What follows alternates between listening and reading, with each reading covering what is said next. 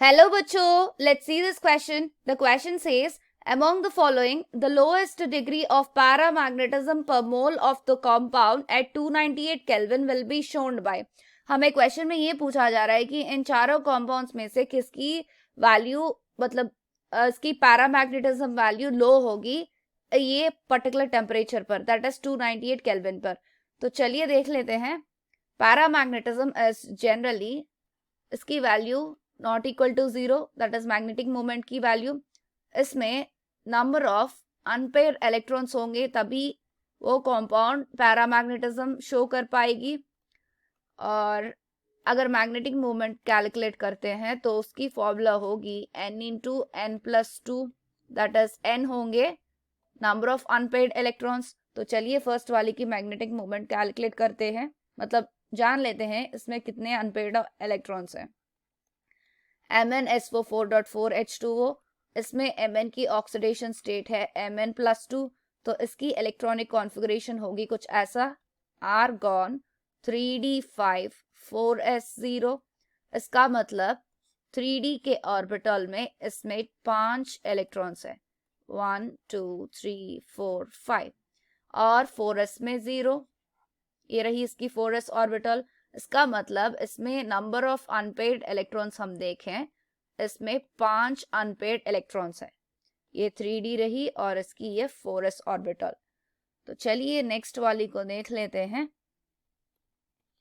FeSO4.H2O, इसमें ferrous की Fe plus 2 होगी ऑक्सीडेशन स्टेट, और इसका आर्गॉन 3d6 4s0 होगा. तो अगर हम इसका स्ट्रक्चर मतलब इलेक्ट्रॉनिक कॉन्फ़िगरेशन हम देखते हैं तो यहाँ पर 1 2 3 4 5 और ये रही 6. ये 3d वाली ऑर्बिटल है और 4s में तो 0 है इसकी.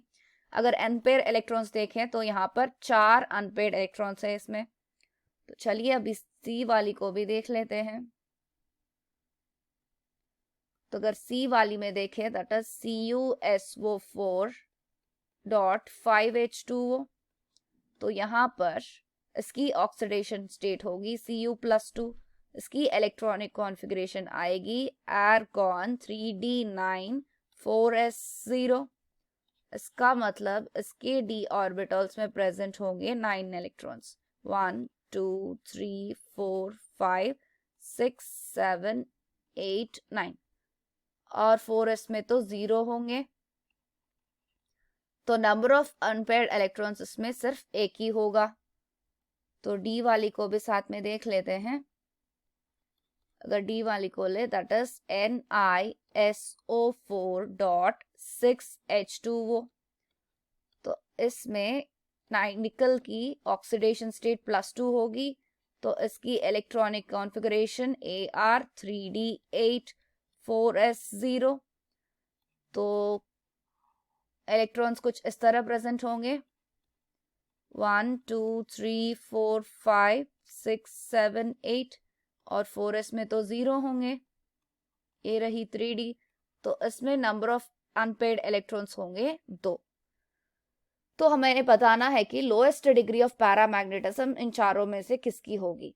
जिसकी number of unpaired electrons very less होंगे उसकी होगी लोएस्ट डिग्री ऑफ पैरामैग्नेटिज्म. अगर यहाँ पर हम इन चारों कॉम्पाउंड में से देखें तो n की वैल्यू 1 आई सी वाली ऑप्शन में, दैट इज CuSO4.5H2O, क्योंकि इसमें नंबर ऑफ अनपेयर्ड इलेक्ट्रॉन सिर्फ 1 ही था. तो हमारी लोएस्ट डिग्री ऑफ पैरामैग्नेटिज्म इसकी ही होंगे. तो ऑप्शन सी हो गई हमारी correct option. I hope you understand it well. All the best.